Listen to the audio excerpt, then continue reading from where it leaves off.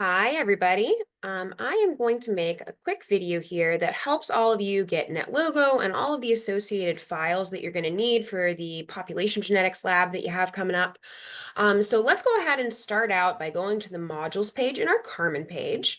And when you get to that modules page in Carmen, you head to the appropriate weekly module and you'll see that there is a pre-lab section and then a big old chunk of stuff under instructions and guide for downloading Netlogo ex1.pdf.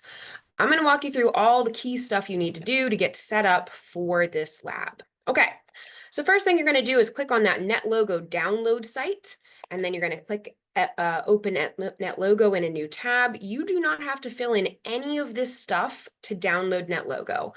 So feel free to ignore name, organization, email. You need absolutely none of that. Once you get to this site, all you have to do is hit download. Okay. Depending on what system you're working on, what version of this you're going to click on will vary. If you've got a Mac, obviously click on the Mac OS operating system download. I do not have a Mac, so I will not be clicking on that. I'm guessing that the vast majority of you who are Windows users are also 64-bit users like me, so that's what I am going to go ahead and click on. If you've got a non-Mac PC, you're going to want to click on the Windows 64-bit. So I click on that, and now I get this little bubble up in the top here that tells me that the Netlogo program is downloading to my computer. Now, when we think about what it means to download Netlogo, this is the equivalent of downloading any other app. It would be like if you download Microsoft Word or Microsoft Excel or Microsoft PowerPoint. It's the program that you're going to be using to run the simulation. Just like you can't open a file that I would send you from a Word doc until you have Microsoft Word, same thing is true with this. You can't open a code file to run a simulation in Netlogo until you have Netlogo itself. The step we're working on is getting Netlogo itself. Okay, so it looks like it's almost done downloading. It's going to take a second to think about it. It says it's done, but it's probably lying at the moment. Sometimes it takes a minute. So we'll give it a sec. There we go. And it should be actually done. Okay, so once you've got that downloaded, you are not done because you haven't installed it yet. So the next thing that you're going to do after you get that downloaded, it might pop up on its own, the installation wizard, which is what this little pop-up is called. But if the wizard doesn't pop up on its own, you're just going to click on that little download arrow just like I did.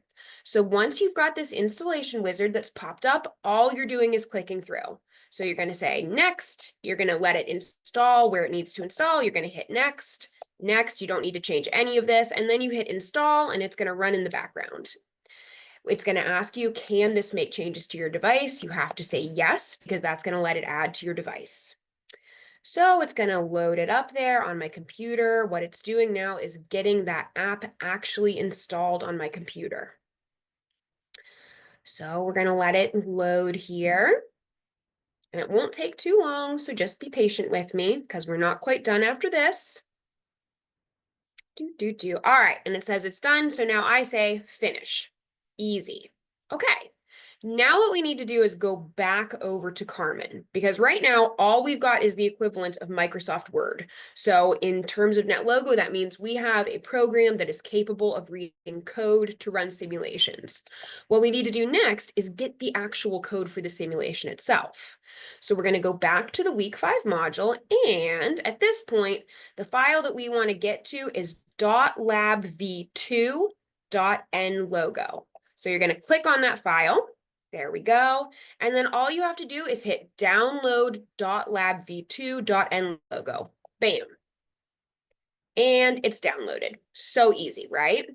At this point, we're pretty close to done because we've got the program that's going to read the code. We've got the code itself. And now we only need one more thing.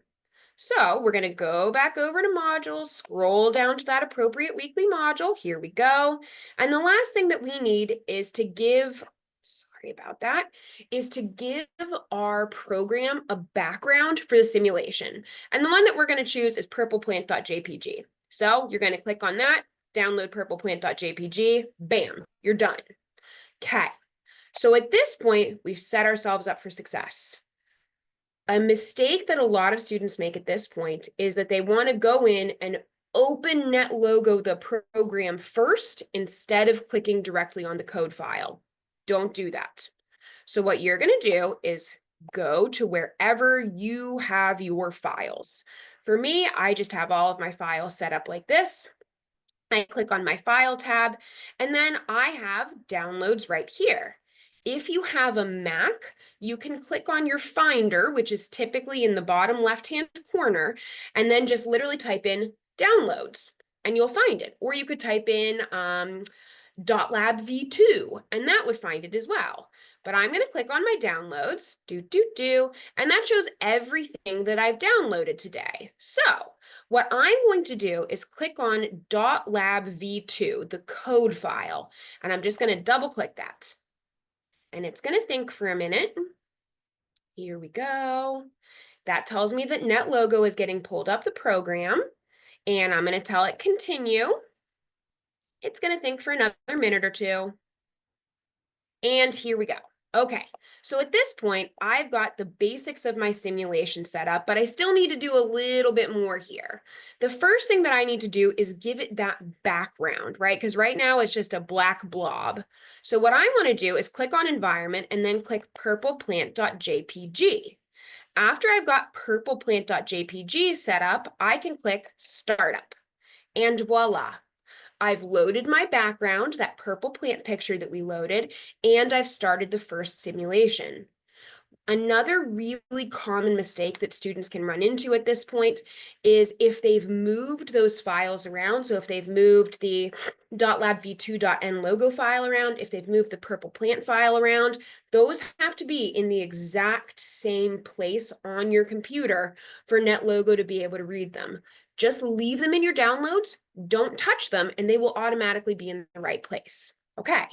So while we're here, let's go ahead and do a little bit of a run through of the sorts of simulations that you're going to be doing. So your environment is not going to change for either of the simulations you're working on. That's going to stay purple plant no matter what. The things that you are going to vary is in this second little drop-down tab here, mechanism of evolution. When you're doing your natural selection mechanism, you are going to be an oyster catcher. Those are those visual predators.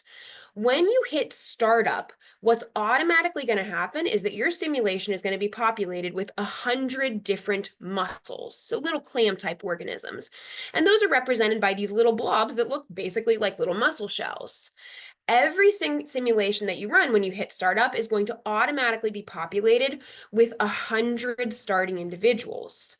Of those 100 individuals, 10 will be a different color of 10 total colors. So you'll have 10 total red, as you can see in this data table, 10 total green, blue, etc. That's going to be maintained when you hit startup. Another thing that you can mess with if you might have like some visual impairment is you can make those muscles bigger or smaller if you want to. It's set at a default of 2, but if I make it at 5, for example, and then I hit startup, you can see they get a whole lot bigger. Now, like I said, that's completely up to you if you have good eyesight, whether naturally or corrected. 2 is a good size because you want to make some more obvious versus less obvious, more based on color than just sheer size of them. Okay, so once you've decided the size that's comfortable for you and you've hit startup, you're going to be good to go. Another thing you can do if you so desire is you can switch on Buckeye Frenzy mode, which changes them to little Wolverine faces, which I think is really cute. Because once you turn them into little Wolverine faces and you start round, you turn into a little Buckeye plant that's going to smash the Wolverines, much like we would have done in the national championship had they also been there. So anyways, you're going to go ahead and smash those little Wolverines as a visual predator. So your goal here is to smash whatever Wolverine your eye first trains in on. Now, if we were doing this not in Buckeye Frenzy mode, so let's turn that off and I'm going to start it up again, you would be a visual predator. So you can see that you're this little oyster catcher, and the goal here is that you should hunt, aka click on, whichever muscle stands out the most to you. And they're going to reposition themselves every single time. So you just need to do whichever one is the one that stands out the most. And you're going to do that until you've killed off 75 muscles. And I'm just going to click through really quickly doing that. And I'm not doing at all a good job here of being a visual hunter because I just want to show you one other thing. which means I need to click through relatively quickly. Once I'm done clicking through for these first 75 that I see, and I want to emphasize again, you really do need to do the ones that stand out to you most, which I am not doing right now just because I'm trying to do this relatively quickly.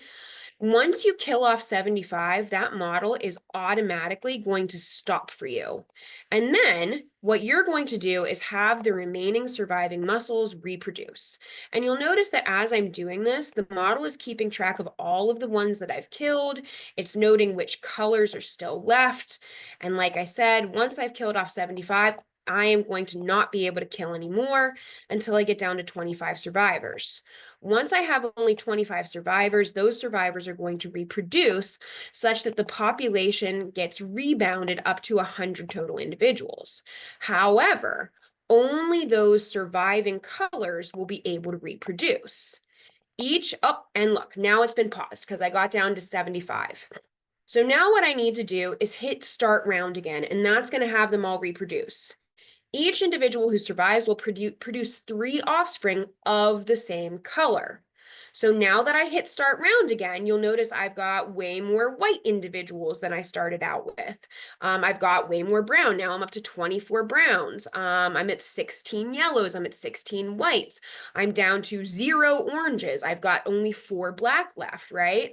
So what it does is repopulate this model. And what you're going to do is go through and do another round of killing 75 of those little oysters. And you're going to do that for 3 generations until you get to your final data. And again, it's critical that you actually behave as a good visual hunter, unlike what I did because I was going for speed. You do not have to keep track of any data other than what you get to in that final round after you've gone through 3 rounds of killing as a visual predator. Okay, so key point here. After each round, when Netlogo pauses you, do not hit the startup button. That will restart the entire simulation and erase all of your data. You'll have to start from scratch. Instead, you're just hitting start round. Okay. The other thing that you're going to do is simulate a random mechanism of evolution, which is genetic drift. The way that you're going to do that is in this exact same situation with the oysters there, except instead of being a visual predator, you are going to be a log, a driftwood, randomly smashing up into the coast and killing off those mussels completely at random. And you'll see now my cursor has changed from a bird to a little tree. This is a really quick simulation because you're going to click it once and Netlogo is going to automatically kill off 75. So in one fell swoop, Netlogo has randomly killed off 75 individuals. So I'm going to hit start round again. It's going to repopulate. I'm going to kill off another 75. I'm going to hit start round again. That repopulates based on whoever the survivors are. I'm killing off another 75 and I am done. I have simulated the effects of 3 generations of completely random death from that driftwood smashing into those into those oysters. And you're done with the genetic drift simulation. The only other thing you need to do for the genetic drift simulation is vary population size. So what we're going to do now is we're going to shift down to the very lowest that we can do for that starting population and change it to a starting population of 10. At that point, I'm going to hit start up and I'll make my muscles bigger so that you can actually see them. And you'll see that this time we only have 10 total muscles with 1 each of a different color. Same thing at this point, right? Because you're going to be that log. So I hit start up, start round, and I'm going to hit 1. I killed off 75% of them and repopulated. I hit start round, kill off 75%. And at this point, you'll see that I'm already only at 1 color. Then you're going to do that exact same idea, except you're going to increase the total population size to a starting size of 1,000 and go through another 3 rounds of genetic drift. Okay, I know that that might have been a fast walkthrough, but pause as you go, right? So just remember, you can pause as you go, follow through those steps. And if you do exactly what I did, you shouldn't run into any tech problems. All right, everybody. I hope this helped. Good luck with lab this week. Hopefully it's a fun one, and I will see you all in class.